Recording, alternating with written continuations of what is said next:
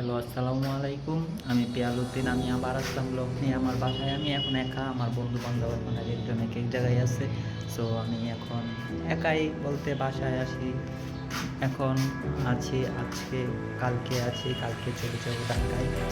ঢাকায় যেয়ে আর কি করবো, এখন আর ঢাকায় এখন থাকি। আগে ময়মনসিং থাকতাম, এখন ঢাকায় থাকি। ঢাকা থেকে বাসায় থাকে বাবা, মা, ভাই, বোন। ভাই চলে যাবে কয়েকদিন পর আবার ঢাকায়। আমিও চলে যাব কাল পরশু। দোয়া করবেন আমাকে। এছাড়াও দেখেন আমাদের বাসায় এখনও কাজ হয়নি, 3 তলা 4 তলা। এখন দেখেন মন্দির পিছনে দেখেন আমাদের ইয়াতে রয়েছে, অনেক কিছু রয়েছে। আমাদের বিটিভি টাওয়ারটা দেখা যাচ্ছে কি না দেখা যাচ্ছে? হ্যাঁ, এই তো না, দেখা যাচ্ছে। হ্যাঁ, ওই যে দেখা যাচ্ছে বিটিভি টাওয়ার। এখানে আমরা অনেক সময় বিটিভি নেট পাই। এখনও অনেকেই তো ডিশ চালান, কারণ তখন নেট আর তেমন এখন ইউজ করে না সবাই। এখন ইন্টারনেট নিয়ে বিজি, ওয়াইফাই আসছে লাইনে, আরও অনেক কিছু আছে।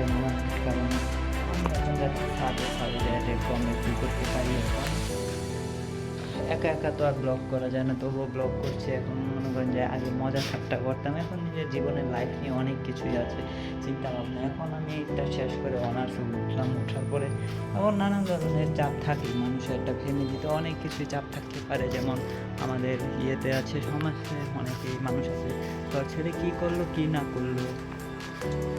এই দেখেন আমাদের বাসার ছাদের পরিবেশ তেমন একটা ইথার নাই এখনো। চারিদিকে আমাদের বাড়িঘর। পিছনে আমার ওইদিকে আছে, মানে আমার এবারের পিছনে ওইদিকে আছে ক্যান্টনমেন্ট আছে, ময়মনসিং ক্যান্টনমেন্ট। সেখানে আমরা যাই মাঝে মাঝে ঘুরতে। সো এখন কেউ নাই, একা, সবই নিস্তব্ধ হয়েছে ময়মনসিং শহরটা। কেউ নেই, সবাই তাদের নিজ নিজ বাসায় চলে গেছে। আসবে আবার কবে জানি না, এটাই বলার ছিল। জীবনে উন্নতি করতে হলে জীবনে অনেক কিছু ফেলে দিতে হবে।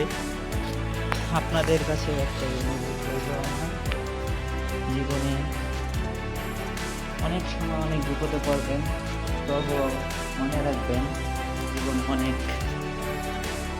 দায়িত্ব আছে আপনাকে। যদি আপনি বড়